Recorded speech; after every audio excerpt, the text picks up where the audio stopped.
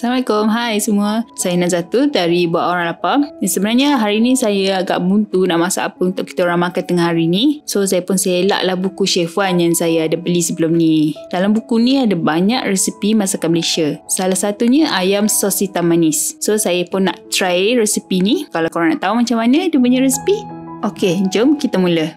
Mula-mula kita kisarkan bawang merah, bawang putih, lengkuas, halia dan juga cili kering. Cili kering ni kena rendam dulu dalam air panas. Lepas tu baru kita kisarkan. Ataupun boleh juga rebus sekejap.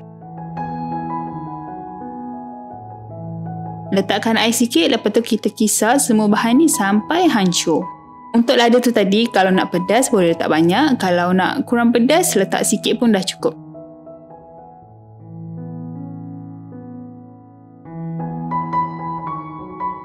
Lepas tu kita ketepikan dulu bahan-bahan yang kisar tadi. Kita goreng ayam dulu. Ayam ni saya letakkan sedikit serbuk kunyit dan garam. Lepas tu perap lebih kurang dalam 30 minit. Dah siap perap tu, kita boleh goreng sekejap. Tapi jangan goreng terlalu garing sebab nanti ayam tu akan jadi keras bila kita masak.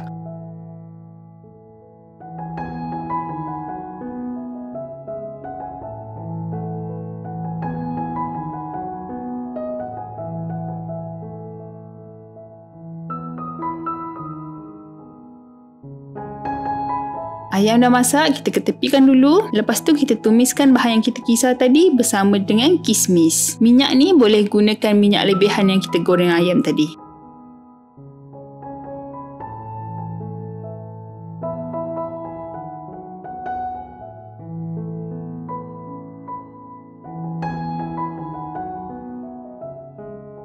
Kita tumis bahan kisar tu tadi sampai garing dan warna bahan ni tadi akan bertukar menjadi sedikit gelap.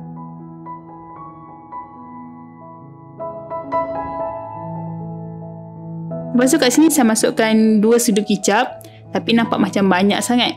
So rasanya 1 sudu kicap pun dah cukup untuk resipi ni. Lepas tu saya letakkan sedikit air asam jawa, kemudian letakkan gula untuk balancekan rasa dia. Kat sini saya letak 2 helai daun pandan. Simple kan, tapi jangan sampai putus macam saya buat tu.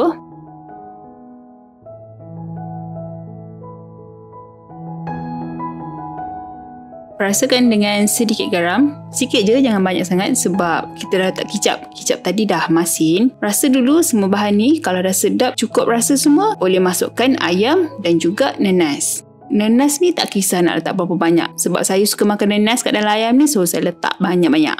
Lepas tu kita gaulkan sampai semua bahan ni tadi sebati dengan ayam dan juga nanas tadi.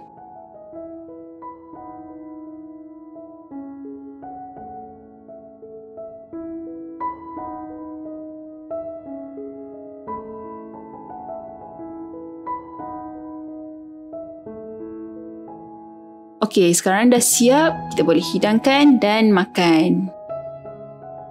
Rasa dia ada masam, manis, masin, pedas. Semua ada. Sebenarnya ikut selera masing-masing juga. Kalau korang jenis suka yang manis, boleh lebihkan gula sikit. Kalau suka yang jenis masin, boleh lebihkan garam sikit. Rasa dia memang lain daripada lauk-lauk yang pernah saya makan sebelum ni. Kalau korang nak cuba sesuatu yang baru, boleh cuba resepi ayam sos hitam manis daripada Chef Wan ni. Selamat mencuba. Assalamualaikum. Bye.